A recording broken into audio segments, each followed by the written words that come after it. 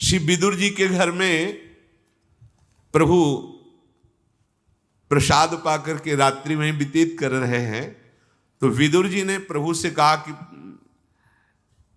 हमें अच्छा नहीं लग रहा आप यहां आए हैं। विदुर जी ने कहा कि प्रभु नेदम सम्यक व्यवसितम केशवागमनम तव, आपका आगमन यहां होना ठीक नहीं है, क्योंकि इन दुष्ट लोगों की दुष्टता का मुझे पहले से ही भान है। हे जनार्दन, ये धृतराष्ट्र पुत्र दुर्योधन, दुशासन, ये धर्म शास्त्र को बिल्कुल नहीं मानते हैं और ये हठी दुरात्मा हैं। मुझे आपका आना अच्छा नहीं लगा, क्योंकि ये आपकी अवहेलना करेंगे। भीष्म, द्रोणाचार्य, कृपाचार्य, कर्ण, अश्वत्थामा, जयद्रथ, इन पर वो दुर्योधन भरोसा रखता है, इसलिए वो आपका अपमान करेगा पक्का। आप संधि कराने के विचार से यहां आए हैं, ये ठीक नहीं हुआ। रात्रि में बात कर रहे हैं विदुर जी। जनार्दन, धृतराष्ट्र के सभी पुत्र और कर्ण की यह निश्चित धारणा है कि श्री कृष्ण सहित पांडवों के पास जितनी भी सेना है, अकेले भीष्म या अकेले द्रोणाचार्य रोक सकते हैं, फिर डरने की क्या बात। इसलिए आपकी संधि वाली बात मानेंगे ही नहीं। मधुसूदन जो मूर्ख है, बुद्धिहीन है, अधर्म में प्रीति करता है, उसको समझाना व्यर्थ है, क्योंकि वो मूर्ख हृदय न चेत, चाहे गुरु मिले बिरंच सम। ये दुर्बुद्धि दुर्योधन बड़े बड़े ऋषियों ने समझाया तो भी इसकी समझ में नहीं आया। इसके मन में ये भ्रम बैठा हुआ कि अकेला कर्ण ही पांडवों पर विजय प्राप्त कर लेगा। केशव, ये धृतराष्ट्र के सभी पुत्र मृत्यु को प्राप्त होने वाले हैं। क्यों? क्योंकि जो अधर्माचरण करता है वो जीता हुआ दिखाई दे रहा है, पर वो नष्ट ही है। कुछ लोगों के जैसे मन में होता है कि वो बड़ा पापाचरण कर रहा है, सुखी है, लेकिन कुछ क्षण का वो दृश्य है जब उसके वर्तमान पाप और पूर्व पाप का संयोग बन जाएगा, उस समय फिर वो नष्ट हो जाएगा। नष्ट तो वर्तमान में ही, पर पुण्य बल से टिका हुआ है। ऐसे ही कौरवों का भी पुण्य बल है, इसलिए वो भगवान की भी विरोध की बात, बहुत मूर्खता छा जाती है। ये तो जन साधारण जन है, जो बड़े बड़े ऋषियों का दर्शन कर रहे हैं, वो भी भगवत विमुख होने के कारण इतनी मूर्खता छा जाती कि भगवान को बंदी बनाने की संधि के लिए आए हैं, कैद करने की पूरी व्यवस्था कर ली। तो हे जनार्दन, ये पापपूर्ण विचार करने वाले कौरवजन, अब मुझे ये अच्छा नहीं लगेगा कि आप अब हमारे घर से फिर सभा में जाएं, पर आप जाएंगे संधि के लिए, तो हम आपको संकेत में बताए देते हैं कि भारी से भारी प्रतिकूलता वहां उपस्थित हो सकती, क्योंकि सब ये दुर्योधन, दुशासन आदि दुष्ट स्वभाव के हैं। विदुर जी महाराज प्रभु श्री कृष्ण से कहा, हे कमल नयन, आपके दर्शन से मेरा सौभाग्य हुआ, पर मैं जो बात कही कि आपका आना यहां उचित नहीं है, वो केवल अपनी प्रियता के कारण कही है। प्रभु, आप समस्त देहधारियों की अंतरात्मा हैं, आपको कौन परास्त कर सकता है, पर हमारी प्रियता ऐसी है कि अब सभा में दोबारा ना जाए, क्योंकि आप जाएंगे हमें पता है, और वो दुष्टता करेंगे। पूरी रात व्यतीत हुई, सुबह भगवान अपनी दिनचर्या की, इतने में देखा कि शकुनी और दुर्योधन विदुर जी के घर आए। बड़ा जब अभिमान होता है तो वो प्रणाम भी दूसरी कोटि का होता है, और कहा, दशार्ह नंदन महाराज धृतराष्ट्र सभा में आपका स्मरण कर रहे हैं, प्रातःकालीन सभा में आप उपस्थित होइए, हम आपको लिवाने आए हैं। भीष्म आदि भी आपके दर्शन की प्रार्थना की है। भगवान ने उन्हें सांत्वनापूर्ण वचन दी कि आप चलो, हम आ रहे हैं। सबके अधिष्ठान स्वरूप भगवान श्री कृष्ण सारथी को आदेश किया कीर्तिमान भगवान श्री कृष्ण का वो दिव्य रथ, मानो शास्त्रों सूर्य एक साथ प्रकाशित हो, ऐसा तेजो में गरुण ध्वजा, ध्वजा में भगवान गरुण देव जी का चिन्ह विराजमान। भगवान विदुर जी के घर से रथ में बैठ करके सभा में आए।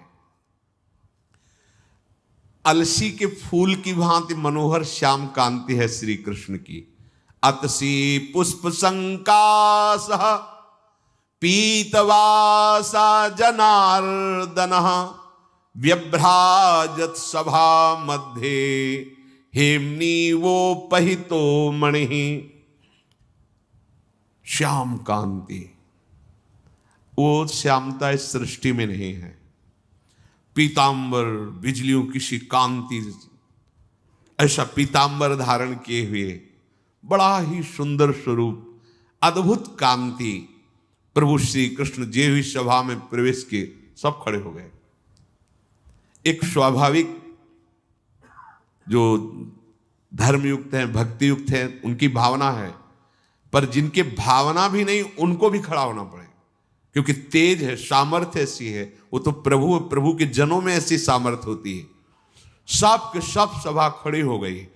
जैसे रावण की सभा में जैसे अंगद प्रवेश करते या हनुमान जी प्रवेश करते, आश्चर्यचकित होकर के सब यंत्रवत, क्योंकि भागवतिक शक्ति, ये तो स्वयं भगवान है। सारी सभा मौन, किसी की कोई भी आवाज नहीं निकल रही। यदुकुल तिलक भगवान श्री कृष्ण ने मानो जैसे मेघ गंभीर गर्जना करते हैं, ऐसे कहा सब लोग विराजिए, बैठे। धृतराष्ट्र जी से कहा, भरत नंदन, मैं आपसे यहां विनय करने के लिए आया हूं कि आप क्षत्रिय वीरों का संहार करवाने वाले मत बने। पांडव भी आपके पुत्र हैं, आप शांति का स्थापन करें, अर्थात संधि स्वीकार करें। नरेश, आपके कल्याण के लिए सिर्फ मैं बोल रहा हूं। ये भगवान इसलिए कह रहे कि मैं कोई भयवश प्रार्थना करने नहीं आया हूं, आपके कल्याण के लिए। क्योंकि जितनी जानने योग्य बातें हैं वो सब आप जानते हो।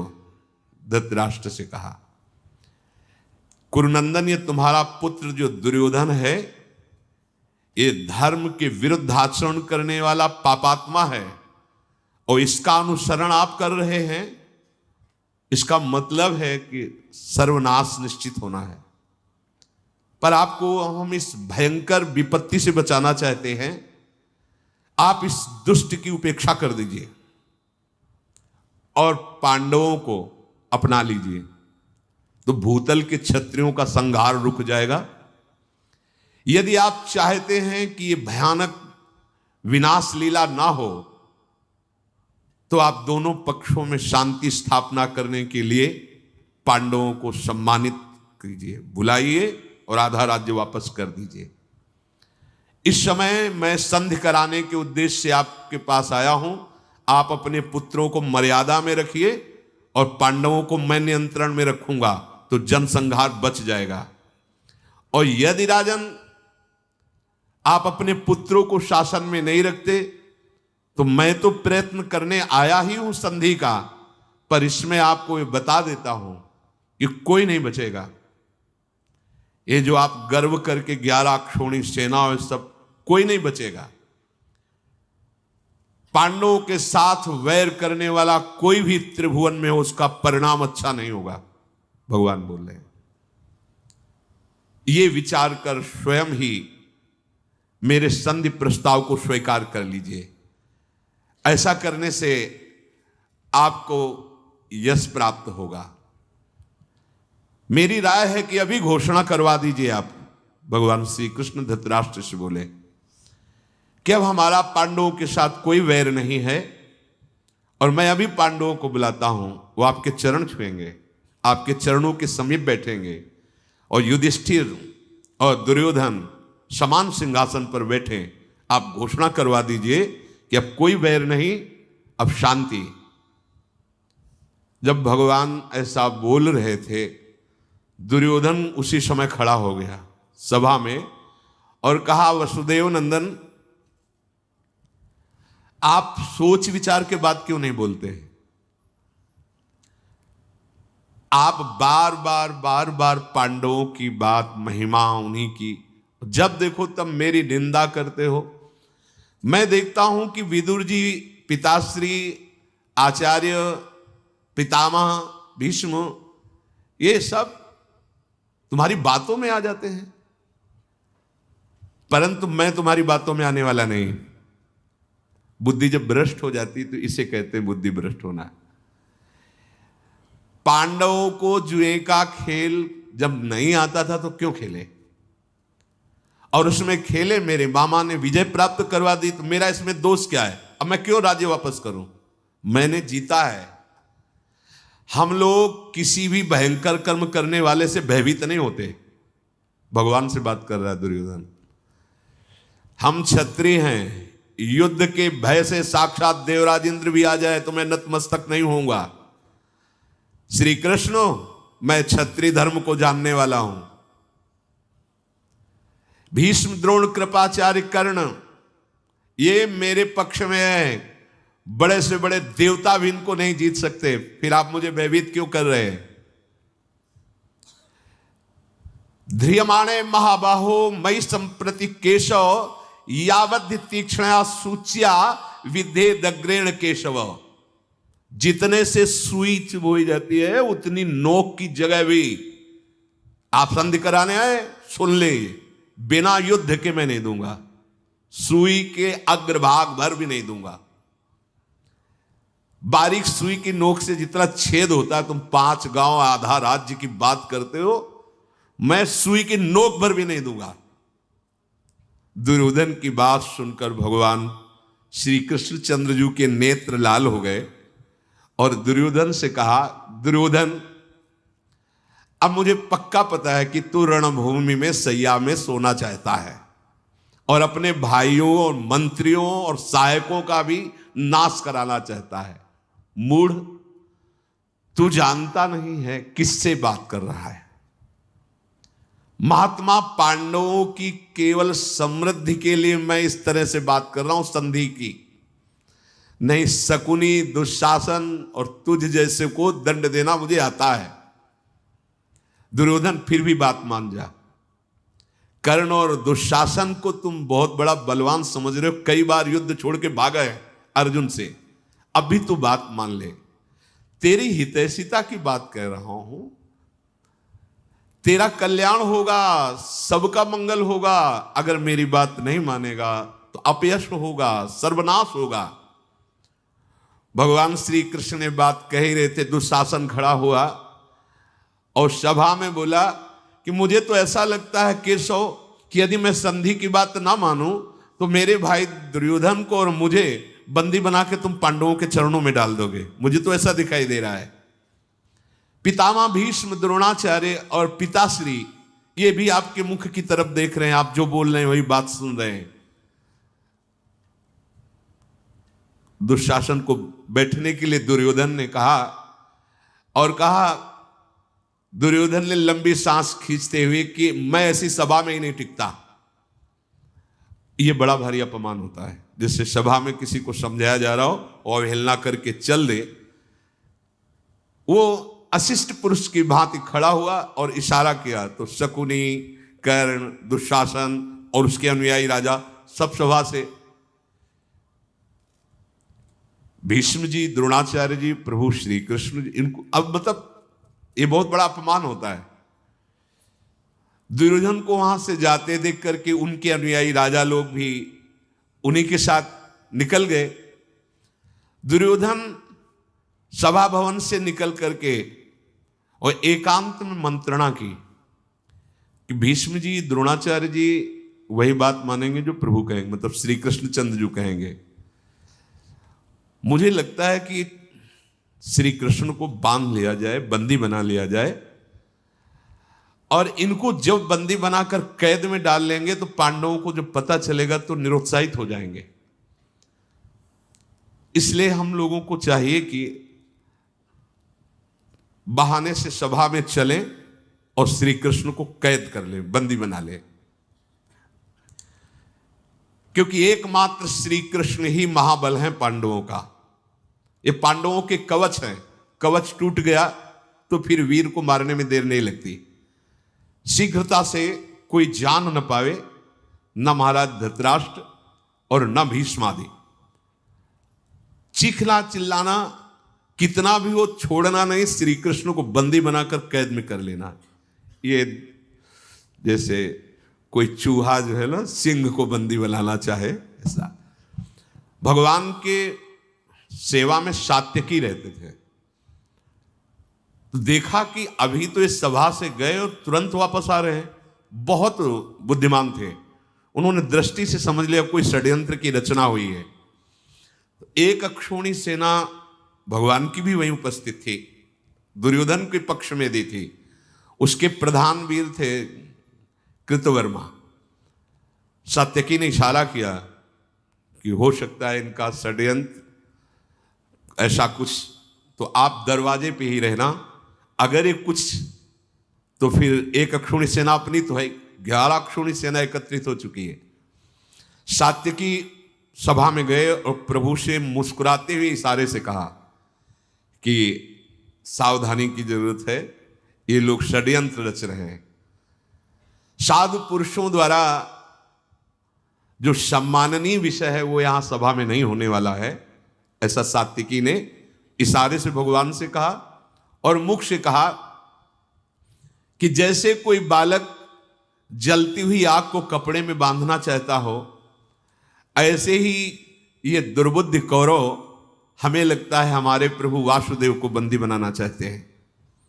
सात्विकी का वचन सुनकर विदुर जी घबरा कर खड़े हो गए, क्योंकि पहले से धृतराष्ट्र से कहा महाराज महाराज सावधान, ये जो अगर हमें सुनने में आ रहा है, अगर जरा भी ऐसा कुछ है तो आप तत्काल होश में हो जाइए, नहीं तो कमल नयन श्री कृष्ण का तिरस्कार अभी पूरी सभा को नष्ट कर देगा।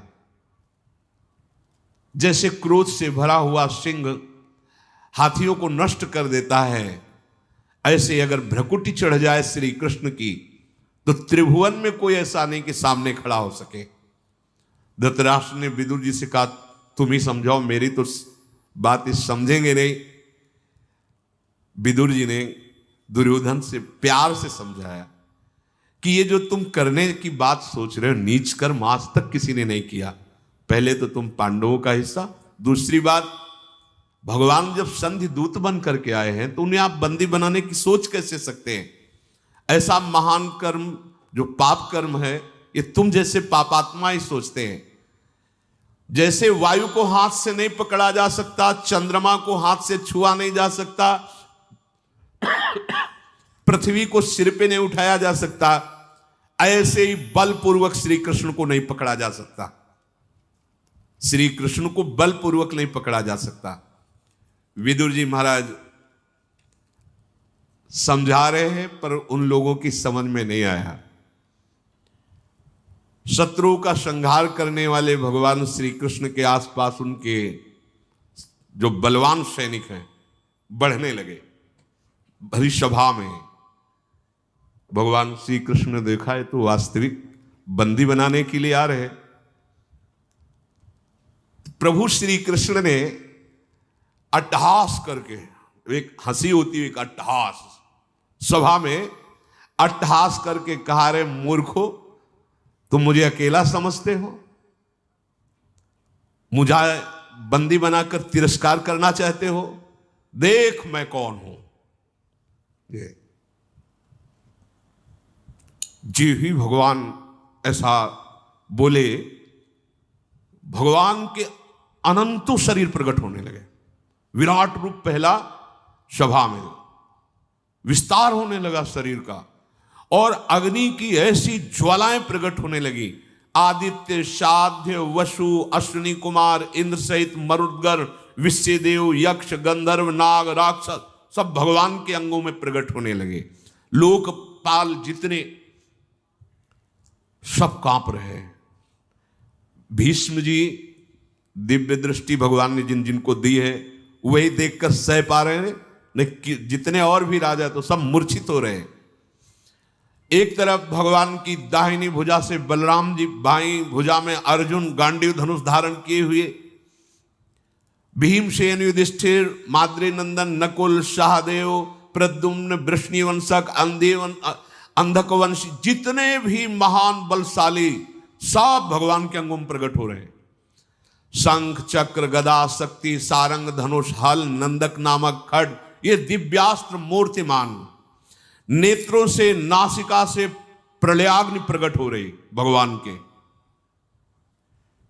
समस्त रोम कूपों से सूर्यों के समान दिव्य कांति, भगवान श्री कृष्ण का भयंकर विराट रूप। सब राजा लोग मूर्छित हो गए, नेत्र बंद किए। द्रोणाचार्य, भीष्म जी, विदुर जी, संजय जी और जो तपस्या के धनी महर्षि जन थे, जिनको भगवान सामर्थ्य दिए थे, वही भगवान के इस विराट रूप को देख पा रहे। देखो ये हैं अपने श्री कृष्ण। ये जो अपने लोग गर्व से कहते हैं जाके अधीन सदाई सांवरो, ये है सांवरो। ऐसा न कोई समझे कि सांवरो बंसी वाला, यही भूल। अनंत ब्रह्मांड स्वयं है, स्वयं प्रभु है। जैसे नहीं चर अभी हर वस्तु भगवान ने कह रहे कि तू समझता है अकेला मुझे बंदी बना लेगा, बना बंदी कितना बनाए, वो विस्तार। ये गर्व का विषय है, ये छाती चौड़ी करने का विषय है। मेरे है ना प्रभु, ये कौन है, मेरे कृष्ण है ना, मेरे प्रीतम है ना, बस। ये जो ठसक है हम लोगों की, वृंदावन वासियों की, ये अहोभाग्य है।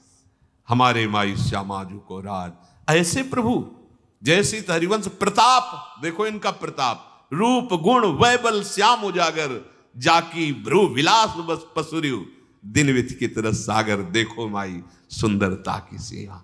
ऐसे प्रभु जिनके अधीन है, वो हमारी लाडली, जो हमारी स्वामिनी है, हमारी प्रिय सखी है। अपने को ये सदैव ध्यान रखना है, ना तो भयभीत होना है, ना तो हमें अन्य आश्रय लेना है। एकमात्र अपने श्री कृष्णचंद्र जी का, अपने युगल सरकार का आश्रय और सुमिरन जैसे बने, चाहे स्मृति से, चाहे नाम जप से, चाहे पद गायन से, चाहे लीला कथा श्रवण से, गायन से, चिंतन से, इनसे जुड़ने का मतलब है महासुख, महामंगल। क्या भय, सोचो कैसे हमारे प्रभु हैं। ये बात अगर तुम्हारे हृदय में बैठ गई कि हमारे प्रभु कैसे हैं, कितना बल है, कैसे महान है। अब हमें किसी की जरूरत है, किसी संरक्षक, किसी अंगरक्षक या किसी सहयोगी की? अरे मेरे प्रभु अनंत। देखो वेद कहता है शास्त्र शीर्षा पुरुखा शास्त्राक्षा शास्त्रपात, ऐसे महान होते हुए भी इतने विराट हैं कि सब उन्हीं में समा गए। कोई एक कण नहीं है जहां वो ना हो। इतने छोटे हैं अणुअणियान और इतने बड़े हैं महतो महियान। ऐसे में प्रभु का दास हूं। भला ऐसा दासत्व हृदय में धारण करने के बाद किसी से घिघियाने की जरूरत है, किसी से सहारा मांगने की जरूरत है, किसी से फोन मिलाने की जरूरत है कि? अरे आश्चर्य की बात बताता हूं, जो सामर्थ्य प्रभु के प्रति विश्वास कर लेने से वो किसी भी साधना में नहीं, ये आपको समझ में नहीं आएगी। अगर आ जाए तो कुछ करना ही नहीं है प्यारे, कुछ नहीं करना है, सब वो बैठ के करवा लेंगे। वो हृदय में भरोसा कर लो, इतने महान हमारे प्रभु स्वामी हैं, इतने महान हैं। ये बात बैठालनी हृदय में। अब मुझे किसका भरोसा चाहिए, किसका आश्रय चाहिए? ऐसे हमारे तो प्रीतम है और ऐसे प्रीतम प्यारी जी के अधीन है। अगर हमारी प्यारी जो थोड़ा सा भ्रकुटी बंक कर ले तो ये महाराज जिनकी बात आप सुन रहे हो कि बड़े बड़े लोकपाल देवता सब कांप रहे हैं भगवान की स्वरूप को देख करके, वो प्रभु सखियों की प्रणति होते हैं, दूसरा उपाय नहीं है। सखियों की प्रणति होकर उनकी कृपा प्रसादी के लिए सखियों की, अब वो कैसे है? इसलिए बहुत बढ़िया अवसर मिला है राधा नाम जपने का सौभाग्य। जो लोग कहते हैं राधा नाम, ये है राधा नाम जो ऐसे को अधीन कर रहा है। कह रहे मुझे खरीदना चाहो तो मेरा मूल्य है राधा नाम। श्री कृष्णचंद्र जी कह रहे राधा राधा राधा राधा राधा, नाम, भगवदाश्रय, सावधानी रहे कि किसी का भरोसा नहीं होना चाहिए, कलंक नहीं लगना चाहिए शरणागति में। सत्संग का सार है, भजन बनेगा तो आपके हैं, नहीं बनेगा तो आपके हैं, लेकिन दूसरे की तरफ हमें नहीं देखना है। एक भरोसो, एक बल, एक आस विश्वास। श्री राधा वल्लभ लाल।